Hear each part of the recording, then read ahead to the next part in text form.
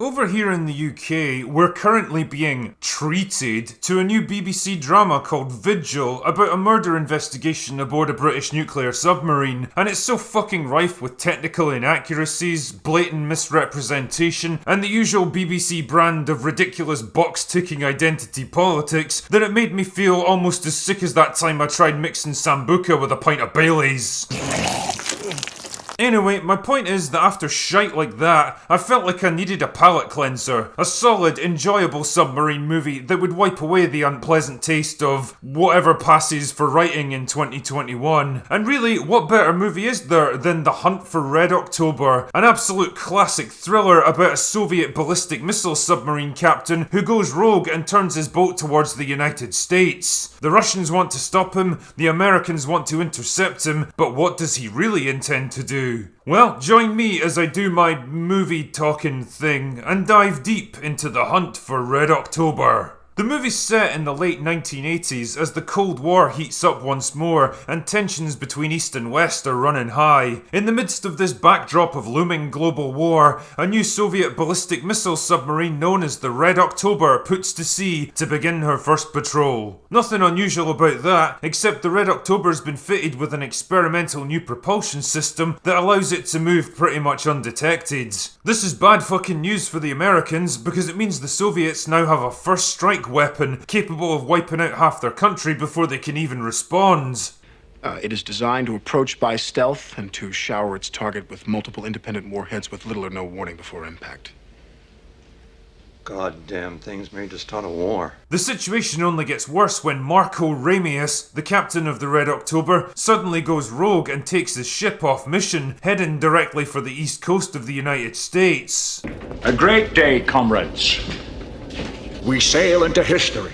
Naturally, the Soviets panic and scramble their fleet to intercept him, which causes the Americans to believe they're preparing for an all-out attack. As the chase heats up and the situation becomes more desperate, the Soviets reveal to the Americans that Ramius has gone more nuts than a third-wave feminist on TikTok and is planning to launch his missiles against the United States, killing millions and triggering World War III. Only one man is able to see the situation for what it really is. Jack Ryan is a young CIA analyst who correctly deduces that Ramius is actually planning to defect to the West and intends to hand over the Red October in the process. The problem is, can he convince his superiors to help the man rather than attack him? Can he join forces with an American submarine that may have figured out a way to track the Red October? And even if they do, can they get to him before the Soviets close in and take possession of the ship without starting a nuclear war?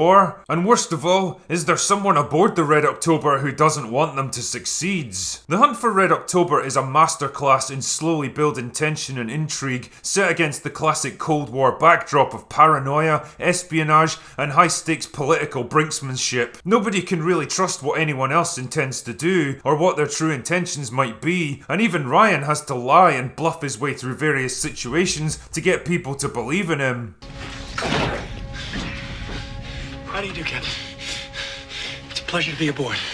It's not exactly party time aboard the Red October either. Ramius and a small faction of loyal officers face the daunting task of navigating across one of the most heavily patrolled oceans on Earth, avoiding attacks by their own navy that are now trying to kill them, quelling dissent amongst an increasingly suspicious crew, and contending with sabotage by a Soviet agent who's willing to stop them at any costs. It's all great stuff, with classic elements of the genre like torpedo attacks, opposing submarines shadowing each other dangerously close, bluffs and counterattacks and last-second evasions, and even fucking gunfights surrounded by nuclear missiles in the middle of a battle with an enemy submarine. Like I say, it includes all the thriller elements you'd expect, but it never comes across as lightweight or excessive. There's a real significance to everything that's happening. You get to see the real-world consequences of such a high-stakes hunt, and as a result, you're absolutely meant to take it seriously. It's all helped by great performances from veteran actors like Sean Connery, James Earl Jones, Scott Glenn and Sam Neill. Shit man, it's even got a young Stellan Skarsgård as a Soviet captain out to take revenge on Ramius, and he's just as dark and intense as you'd expect. God damn it, I really miss movies with male actors that look and talk and act like actual adult men who radiate authority and confidence instead of whiny, hyperactive children inhabiting male bodies. I mean, yeah, it's clear that Connery totally doesn't give a fuck about his character's theoretical accent. You get Scottish or you get nothing, bitches. But who the fuck cares when he's as cool as this? You're heading straight into that torpedo.